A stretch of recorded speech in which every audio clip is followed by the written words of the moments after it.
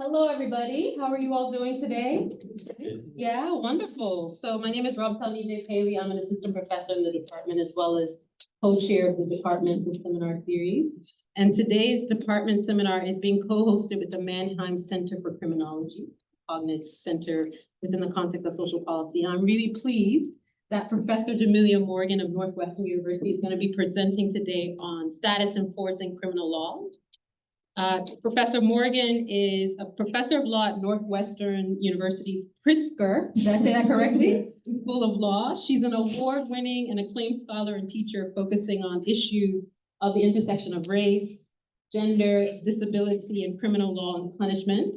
Her scholarship and teaching examine the development of disability as a legal category in American law, disability in policing, overcriminalization, and the regulation of physical and social disorder, as well as the constitutional dimensions of the criminalization of status, all issues that we're very, very interested in and preoccupied with.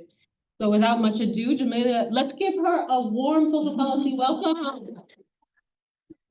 The floor is yours. Thank you so much, Professor Pailey. It's really an honor to be here. Thank you all for coming out today. I also want to say thanks and hello to my family in the room and online. It's really just great to be over here and talking about my research. So I'm going to talk for, I guess, about 50 minutes or so. I'm going to cover a lot of ground, and I say a lot of radical things, right? So I want to invite discussion. In part, I am a critical scholar, a scholar that tries to examine how law contributes to injustice.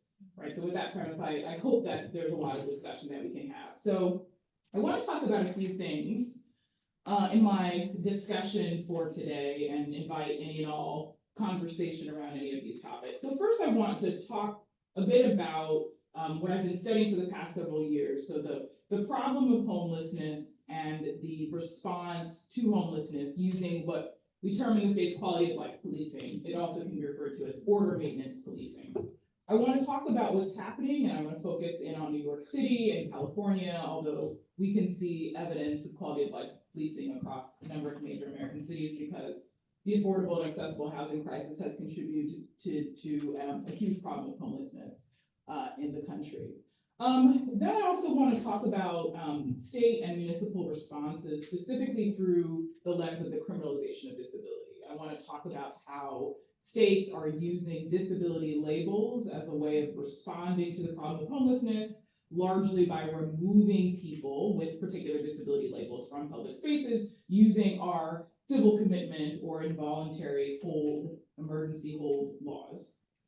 And then I want to talk in just a short few strokes about maybe constitutional responses. So I tend to talk about huge social problems and then have each tiny bit of legal intervention, and in particular, this particular intervention is going to be looking at constitutional responses under the 8th Amendment and the 14th Amendment. Okay, so go with me along with the journey, but again, I invite discussion and reaction to any and all of what I share.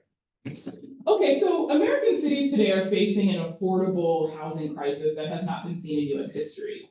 Over 21 million renter households spent more than 30% of their income on housing costs in 2023, representing nearly 50% of the 42 million renter households for whom the rent burden is calculated. According to the evictions lab across the jurisdictions that the lab tracks, eviction caseloads have increased between 2022 and 23 in 3/4 of the cities studied. Rent has increased by over 33% over 5 years, while the median income has remained, or rather increased only by about 21%. So this rising cost of living is coupled with stagnant wages, and this has led to a huge increase in consumer debt and even bankruptcy filings. The confluence of these factors, and we do have to consider them in this kind of social context, of course, have contributed to the rising incidence of homelessness. So according to the U.S. Housing and Urban Development, our HUD department, there are approximately 653,000 homeless individuals, and there's always counting issues, so note that's sort of an important estimate, but an estimate nonetheless. And about 40% of that number, roughly 250,000, are unsheltered. So they're currently living without shelter in communities.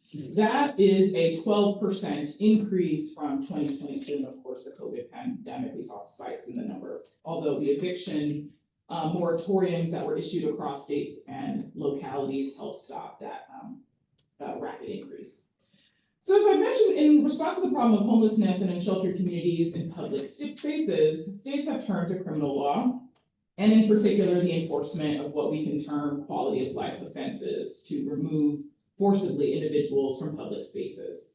So what are quality of life offenses? All right, so quality of life offenses include a broad array of criminal laws. These can include nuisance laws, anti-loitering ordinances, criminal trespass laws, incommoding statutes, one that I studied pretty closely, that's just existing in public spaces and blocking egress.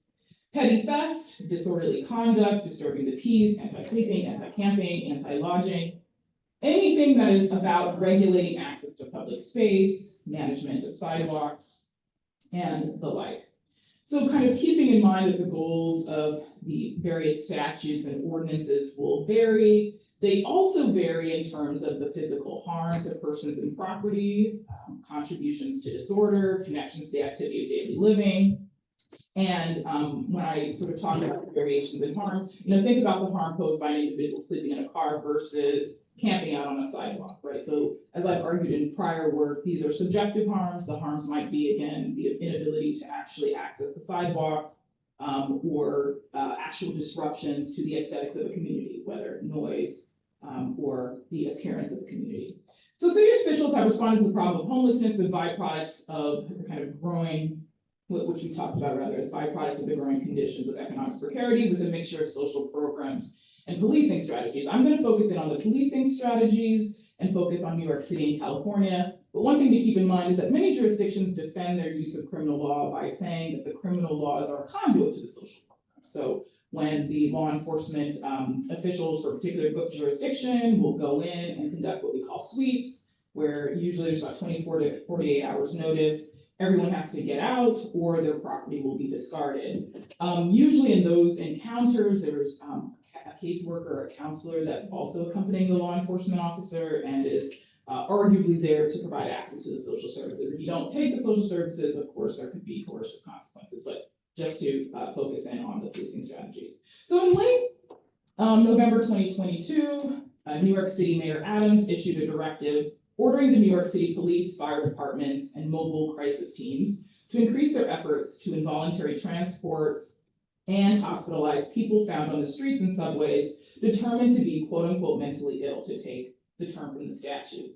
The directive instructed first responders to seize and transport people who appear to be mentally ill and display an inability to meet their basic living needs, even when there was no evidence of a recent dangerous act that had been observed.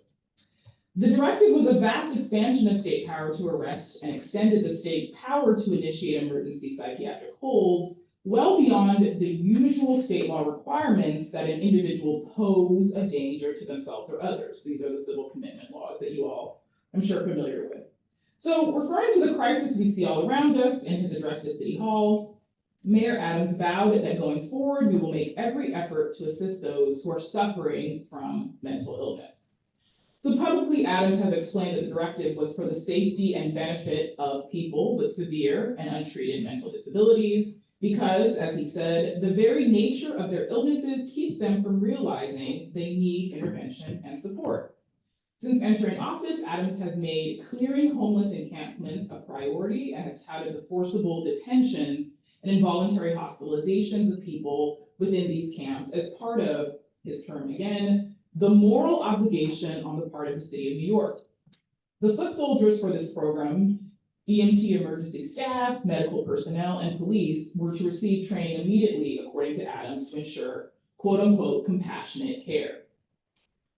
So the directive, when it was issued, was met with swift condemnation from disability rights groups. New York lawyers for the public interest, representing a coalition of disability rights advocates, sought a temporary restraining order seeking to halt the implementation of the policy. In November of 2022, Jumaane Williams, the city's public advocate, released a report criticizing the mayor's efforts to provide care for people with psychiatric disabilities. Among other things, the report found that the mental health programs had lost considerable funding and that Mayor Adams had been over-reliant on the police.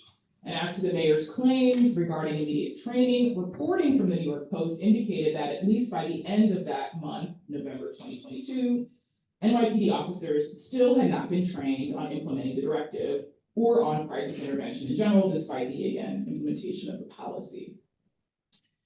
At the other end of the country, and at around the same time, Governor Gavin Newsom signed the CARES Act. That stands for Community Assistance, Recovery, and Empowerment Act. The CARES Act permits family members, first responders, and others, neighbors, concerned relatives, to petition a judge to draw up a treatment plan for up to a year for someone diagnosed with specific enumerated mental disabilities, in particular bipolar and schizophrenia. The treatment plan could include medication, housing, therapy, yet individuals who refuse are indeed at risk of being placed under conservatorship, which is a kind of guardianship, and would be forced by court order to comply. So there's sort of a net lighting effect through the CARES program. Here again, disability rights groups within California and nationwide rallied against the law and issued a public letter condemning the law, emphasizing the threats to liberty, autonomy, self-determination that it posed. Newsom, for his part, expressed little concern for the civil rights and liberties violation. Newsom said in a press conference that he was, quote unquote, exhausted by arguments from civil liberties groups, and stated that their point of view is expressed by what you see on the streets and sidewalks all across the state. So, though the details of these laws differ, their goals are clear: removing individuals labeled as seriously mentally ill from public spaces, and, as stated, providing them with access to treatment and care. But at the same time, both laws threaten to scale back decades of progress made by people with mental disabilities, including many of the psychiatric survivors of the deinstitutionalization movement. In addition, they threaten the disability rights and disability justice movement goals of self-determination, independent living, and liberation. So formally, enforcing these quality of life offenses serves three primary social functions, and I'll at least explain them as proponents discuss these social functions. So one is to control access to public and private spaces. Two is to manage and eliminate the social and physical disorder. And three, perhaps less acknowledged or less well known, respond to non-normativity. So these might be individuals experiencing crisis in public spaces. In particular, we're seeing incidents of individuals experiencing crisis on account of not having any place to go, the rising homelessness and the like, on places or in places of public transportation. So I've argued in work that when enforced quality of life offenses or municipal and state criminal laws regularly target people who violate these laws because they engage in the routine activities of daily living in public space. Critics of the quality of life enforcement, and these are the plaintiffs in many of the cases across the country that have attempted to challenge these laws under our constitutional scheme, which I'll discuss, argue that these laws, where applied to unsheltered individuals who again have no place else to go on account of not having any shelter options or certainly not housing options, that enforcing the laws against this group constitutes cruel and unusual punishment under the Eighth Amendment.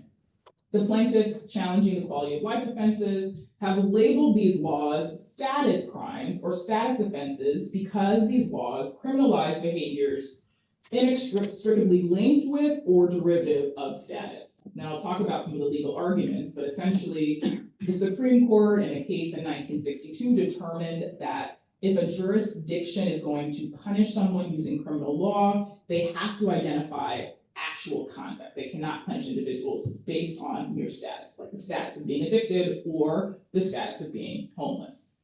So we're seeing lots of where we were seeing, I'll talk about why the cases and challenges have fallen off, challenges based on the Eighth Amendment.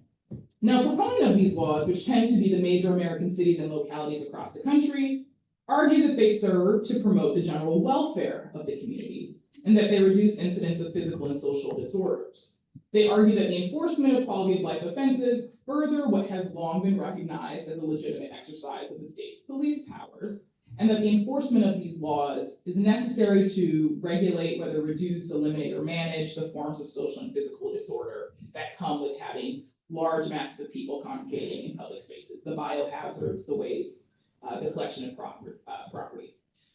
Quoted here is an excerpt from a press release that accompanied a filing that Governor Newsom and his office submitted in a Supreme Court case, which I'll talk about, called City of Grants Pass versus Johnson.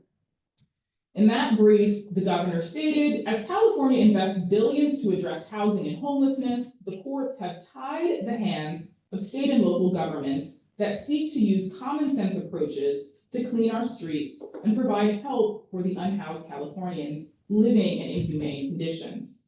While I agree with the basic principle that a city shouldn't criminalize homeless individuals for sleeping outside when they have nowhere else to go within the city's boundaries, courts continue to reach well beyond the narrow limit to block any number of reasonable efforts to protect homeless individuals and the broader public from the harms of uncontrolled encampments. The press release goes on to say, it's time for the courts to stop these confusing, impractical, and costly rulings that only serve to worsen the humanitarian crisis. So much resistance to any form of court oversight or regulation under the Constitution. All right, so in the remainder of my talk, I want to argue a couple of things. So I want to argue that the framing by the proponents of these quality of life enforcement efforts, that quality of life enforcement is a legitimate function pursuant to the state's police powers, paints an incomplete picture of the nature and function of quality of life offenses that target individuals engaged in the routine activities of daily living while in public space. Quality of life offenses do more than regulate social and physical disorder. They serve a more pernicious function, a function that implicates rights beyond the Eighth Amendment and point toward the anti-subordination goals of the 14th Amendment, which I will discuss. Quality of life offenses are by their nature exclusionary devices. The enforcement of these laws leads to the removal from public spaces of offending individuals whose conduct allegedly produces or contributes to the social and physical disorder. Viewed in this vein, I argue that the function of these quality of life offenses is not solely to reduce or eliminate disorders, or even to promote the general welfare of the community. These laws also function precisely to exclude. So despite the extensive scholarly discussion in US legal scholarship on the constitutional regime governing the criminalization of status, the exclusionary and subordinating features of these laws, punishing violations of quality of life offenses and other disorders, have largely been ignored. Indeed, most scholarly discussions debate how to define constitutionally prohibited status crimes, like what specifically amounts to a status-based offense as opposed to conduct-based. Primarily, scholars focus on such questions as whether certain conditions like homelessness count as statuses and how to delineate the boundaries that govern which kind of acts, whether involuntary or not, fall within the prohibited status crimes offense. Despite the scholarly oversight, the exclusionary feature and function of these quality of life offenses poses serious constitutional concerns. Through community exclusion and the stigma and costs that attach to those who are targeted under enforcement regimes, these laws are also status enforcing. Status enforcing has a huge sort of constitutional significance when we talk about. Go ahead, you finish your thought. Oh, sorry. I had a question, but. I didn't know if there was an activity. When we talk about status enforcing within the constitutional scheme, it conjures images of the 14th Amendment, which was framed and drafted in order to respond to the specific efforts to reinstate conditions of slavery and subordination following slavery, right? So I'll talk about that in a second. Yeah, question. I just wondered, what are the potential sentencing attached to those laws? Oh, good question. Is it, yeah. Yes, so there's a couple ways of thinking about it. So formally, quality of life offenses tend to be what we term misdemeanors. And so the sentence that you would face would be under a year in jail, not prison, where we would see individuals who are facing terms of more than a year would go to a state prison. So When it's a misdemeanor, it's typically now a local concern run by the county or other sort of local municipal body. We also see, ironically, fines, right? So the fines can range from $250 to $500. So again, charging people, fining individuals on account of being in public space where they have no place else to go, is a practice that you will see. Failure to pay the fine can result in compounding fines and the like. The other piece I want to talk about is the management aspect of this. So there could be what we call a cite and release. So you get a ticket from the law enforcement officer, it comes with the fine and a notice to appear. You pay the fine, which is going to pose difficulties for unsheltered communities. The charge will go away. But you also have situations where the police will issue what are called move-on orders. And so under the threat of an arrest, you have to move. It's usually like 300 yards away from where they find you. If you fail to move in the appropriate time, then you can be issued another ticket.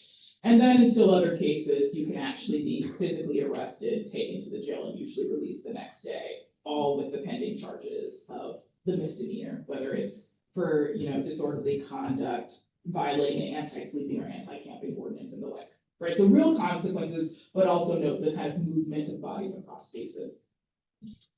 So the stigmatizing effects of the criminalization, which the question helpfully allowed me to refer to, I think can be seen in the kind of economic consequences of the criminal sanction and the economic losses and the kind of managerial justice, as we call it, the management processes that stem from criminal legal system involvement, right? So the testing that you have to sort of demonstrate your ability to comply with court rules, to show up on time, to remain in compliance, that's a kind of process that can seriously impact people's day-to-day lives. It's also difficult to comply with the conditions of one's, in certain cases, it could be probation. In other cases, it could just be the pretrial process that the individual has not yet accepted a criminal plea agreement.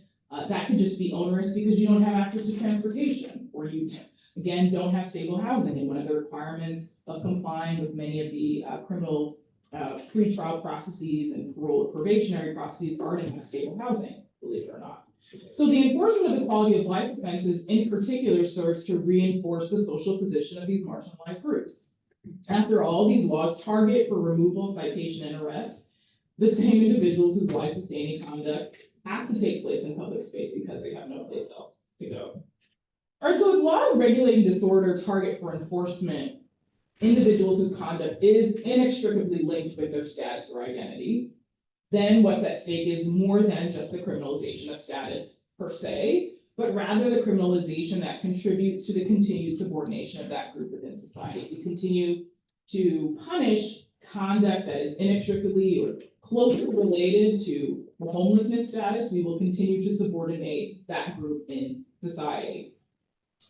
I also want to talk about the centering. I want to talk about center disability here, because again, as I said in my introductory remarks, the use of disability labels is a part of this story of policing.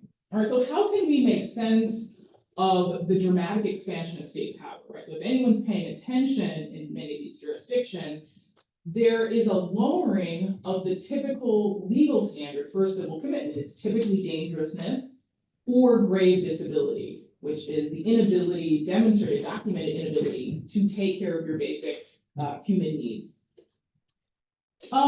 But yet, despite this sort of vast expansion of state power, the lowering of a legal standard that, again, advocates had worked for decades to raise the bar on, there's a relative lack of public outrage. Indeed, you have Mayor Adams and Governor Gavin Newsom outright saying how frustrated they are that they have to at all pay attention to the civil rights and civil liberties of the groups that are affected. So I want to talk for a few minutes about, what allows disability as a category to facilitate such a vast expansion of state power under the guise of care and treatment. I see this as a very much related component of the problem of homelessness, and I think to fully address the issue, we have to grapple with disability. So how is it that in their appeals to the public for support of their programs, both Mayor Adams and Governor Newsom leaned into discourses of care, while in the same breath advocating for arrests, restraints, and other punitive practices that look more like punishment than treatment.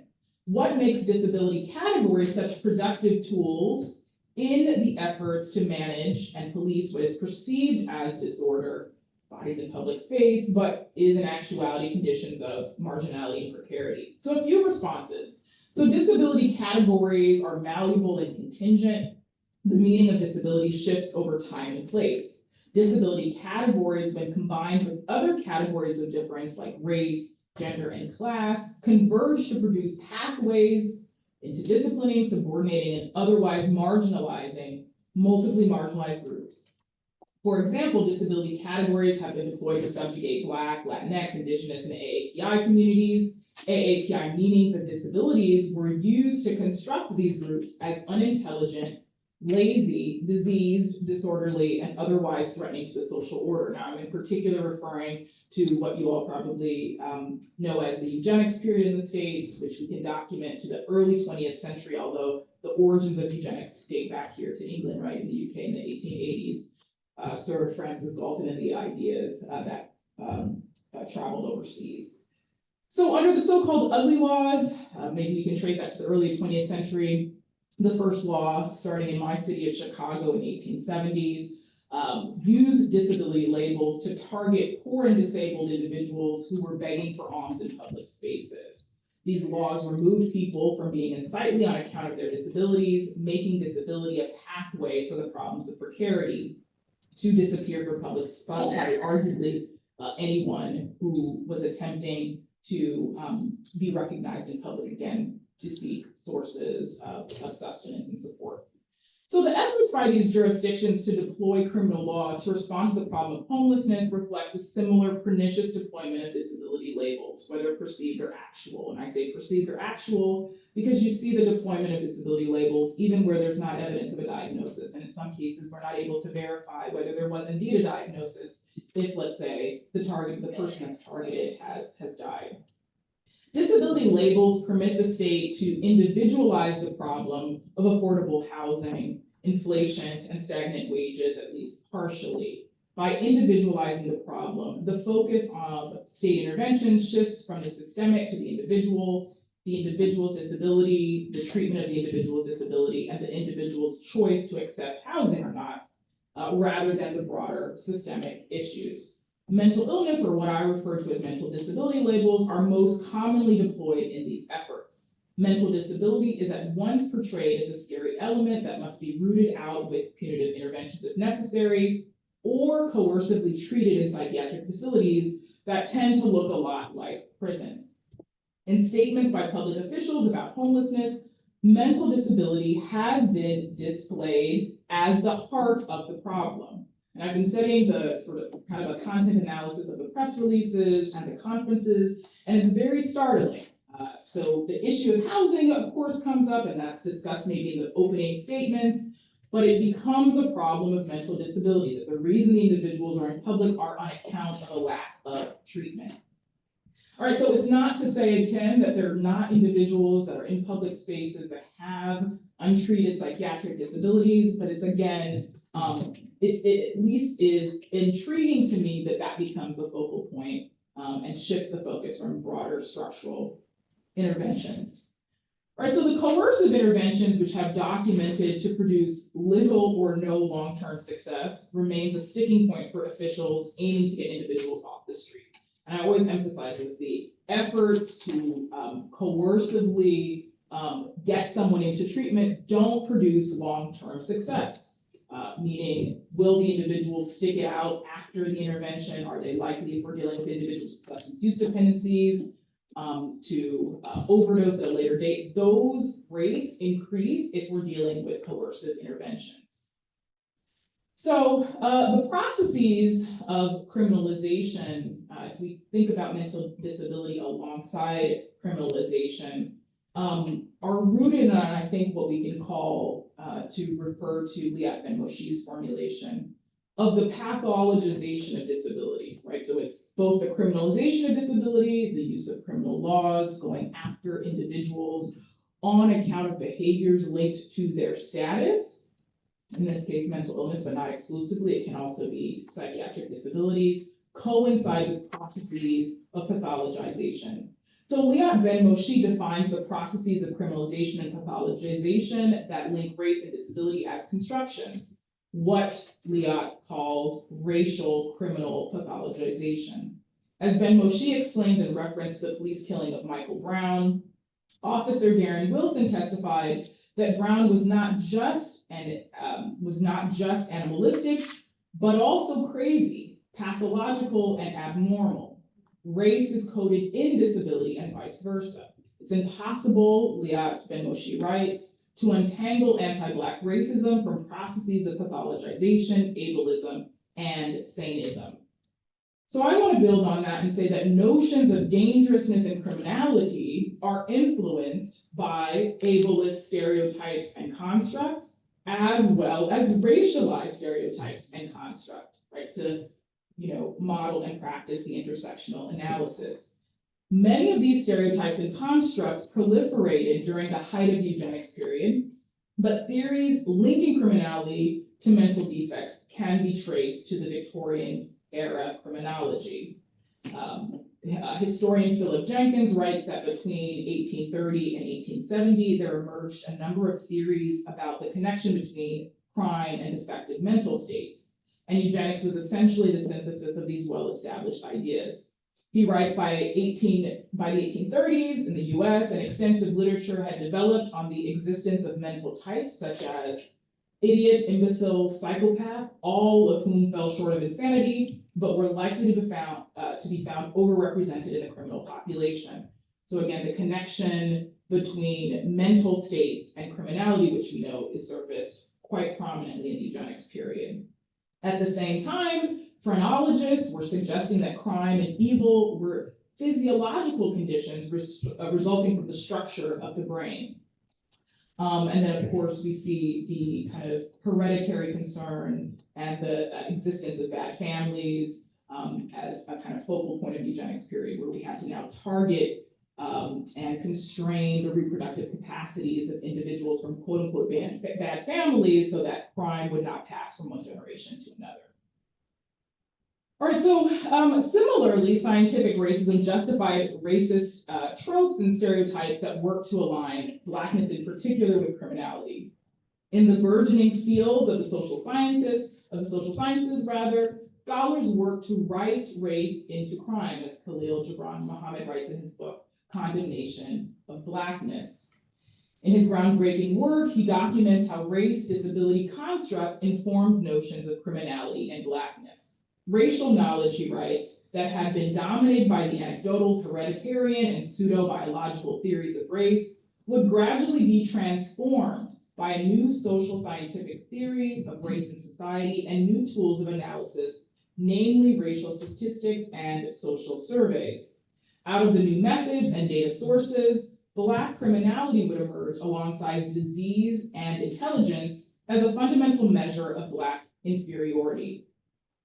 So these longstanding myths, stereotypes, and beliefs, linking ideas of race and disability to notions of criminality, are also a part of the issue. In large part, we can look at the disparities, the racial disparities within the homeless population across major cities, in particular Los Angeles, where 40% of the unsheltered individuals identify or report being Black American, right, which is a part of the homelessness issue that's not often surfaced, that there are racial disparities. So in many ways, I think the kind of longstanding myths and stereotypes linking ideas of race and disability with notions of criminality, when also, of course, coupled with the kind of pathologizing views of disability, are part and parcel of why we see the apparatus of the state focused on these particular groups. From the standpoint of policing, the failure to recognize and perceive disabilities makes it easier to perceive non-normative behaviors as criminal, right? So if there's structural account before, now look at the day-to-day job of policing. The police officer on the beat might not be able to discern whether they're dealing with an individual who is high on drugs, struggling with a substance use dependency, dealing with some broader behavioral health crisis, or indeed in mental crisis. In part due to the social meanings, myths, and stereotypes that construct disabled people as otherly or non-normative, it becomes easier for these particular groups to be tracked into the criminal legal system, which is again targeting back to one of the social functions, non-normativity. That's precisely, so beyond the danger, beyond the criminal act, non-normativity is a precise focus of the criminal legal system apparatus within these quality of life enforcement regimes, I argue. So the process of criminalization is rooted in the notion of disorder as a last sort of focal point, which is an offshoot, I argue, of pathologization. In addition to designing certain conduct as criminal law enforcement processes contribute to the characterization of behaviors as disorderly and disruptive of the social order. You see this in a lot of the discussions of disorder posed by bodies appearing in public parks and public squares. Usually before any Taylor Swift concert, you'll see a sweeping of the homeless individuals that are around the conference sites, concert sites, and a kind of concern on the part of business owners to get individuals off the street so that they can profit from the concert coming into town. But as I've argued in prior work, disorder is itself a social construction, and so we should resist sort of efforts to label these groups as disorderly, contest accounts that suggest they're posing objective concrete harms, and in particular, try to discern the subjective nature of disorder, how it's being deployed to police bodies in public space. Okay, I want to say a few more things. I might have to skip over a bit just to keep on time here.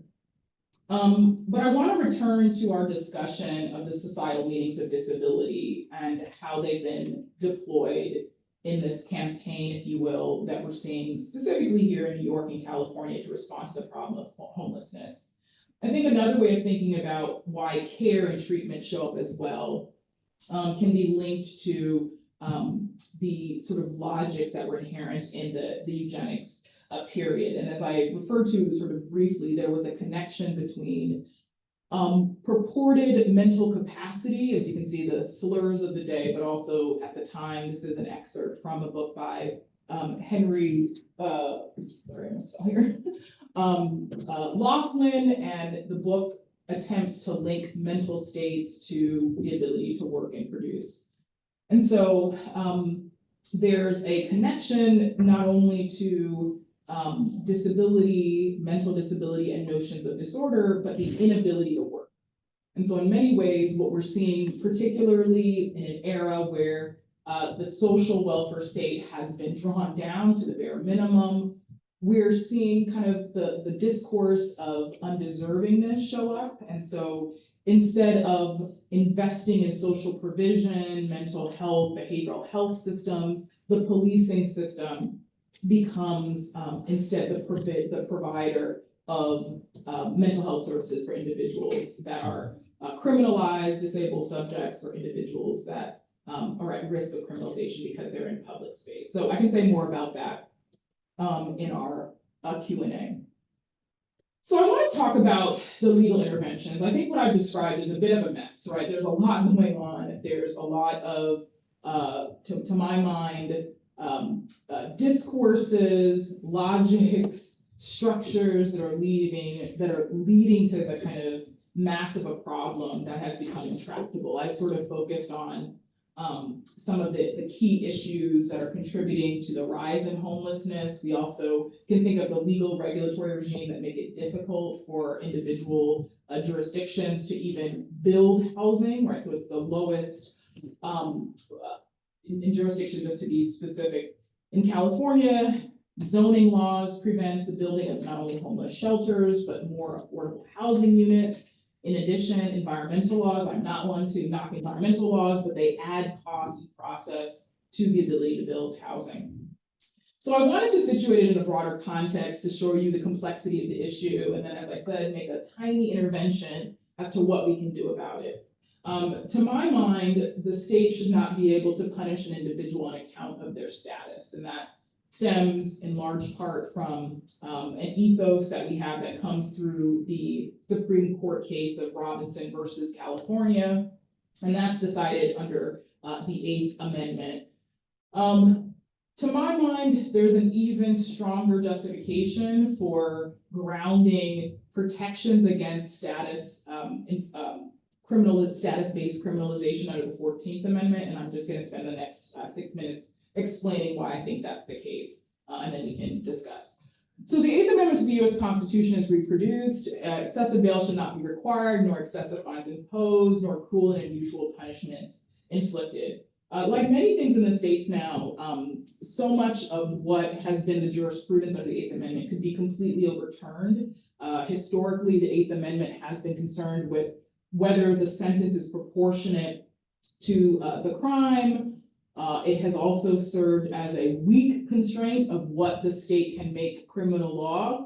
But in a recent Supreme Court case, one of the justices of the Supreme Court, Neil Gorsuch, said that the 8th Amendment really should just be about methods of punishment. So that would completely upend much of the 8th Amendment jurisprudence.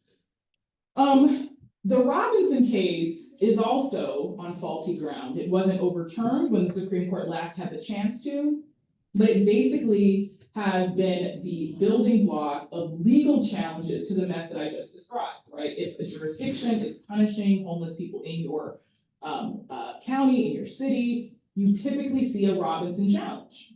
And it has proven to be not effective in stalling the growth of the kind of quality of life enforcement. So Robinson, when it was decided, stands for the proposition that legislators can violate the 8th Amendment by either making certain conduct, illnesses, or mental disability a crime. The first being the problem there is that illnesses, common cold, disability, addiction are not crimes, right? These are statuses, they're innocent, and therefore cannot be made a crime. Secondly, making the mere status a crime. That was the point I made earlier, that in order to punish, there must be conduct. You cannot punish someone for being addicted or for being homeless. In a case about 6 years later, Powell versus Texas, the Supreme Court walked this back.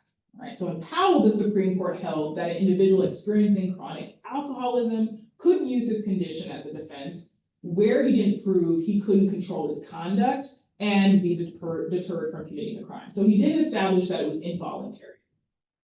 They added that layer to the Robinson case. So in addition to establishing that this jurisdictions can't punish mere status, they also can't go over they cannot punish involuntary acts. Right, so that was another layer that was added. Grants Pass is the most recent case to speak to this issue. In Grants Pass, the Supreme Court ruled that generally applicable laws that regulate camping on public property don't violate the 8th Amendment. So what I've just described, the quality of life enforcement regimes targeting unsheltered people, can no longer be challenged under the 8th Amendment. These are generally applicable laws, and the Supreme Court said they do not offend Robinson because they're punishing conduct, even if they're punishing conduct that's inextricably linked with status. Now, the litigation that had relied on Robinson has pretty much been left without a doctrinal home now that the 8th Amendment is no longer a basis for challenging these laws. This is where my current paper is situated. What to do after Grants Pass? How can we challenge these particular laws as a constitutional matter? Now, again, what would happen, we would say essentially that the jurisdiction cannot punish individuals who are engaging in activities of daily living in public space on account of having no place else to go. So it's a really basic proposition. It's nothing beyond that. It's not saying that if you have an irresistible impulse to kill on account of, let's say, a particular psychiatric disability, that you can't be regulated. It's just saying you can't be punished for engaging in these kind of low-level activities of daily living, low-level because they're punished as misdemeanors in public spaces. So how do I try to ground the argument? This is the provision of the 14th Amendment that I'm working with, that we're always trying to work with. It's our little bastion of hope, if we can even call that hope, in our equality law jurisprudence that's been completely upended by the Supreme Court. But essentially the argument is that this poses either a due process or an equal protection concern. The idea being that when a jurisdiction takes actions to reinforce the subordinated social position of a group, that raises equal protection concerns because it is treating individuals differently on account of their status. And it also poses due process concerns because I argue there's a substantive freedom inherent in the right to survive in public space, which I can discuss more in our Q&A. So I think the picture that I've painted is a grim one. I'm not here to sugarcoat. I'm here to at least ground us in some sort of complexity so we can think about the particular issues. The Grants Pass decision really does take away the wind from the sails of many homeless rights advocates who have been trying to use the Eighth Amendment to respond to the problem of criminalization of homeless people. But in many ways, we're going to need new constitutional tools. This is not to suggest that the Constitution is the only way of responding to the problem. Clearly, building more housing would effectively respond to a huge swath of it, but as I mentioned, there are legal regimes that prevent that from happening. But I also, I think, want to, in this paper, talk about and center disability alongside with other categories of difference so we can kind of intricately think through the processes of criminalization that are happening here.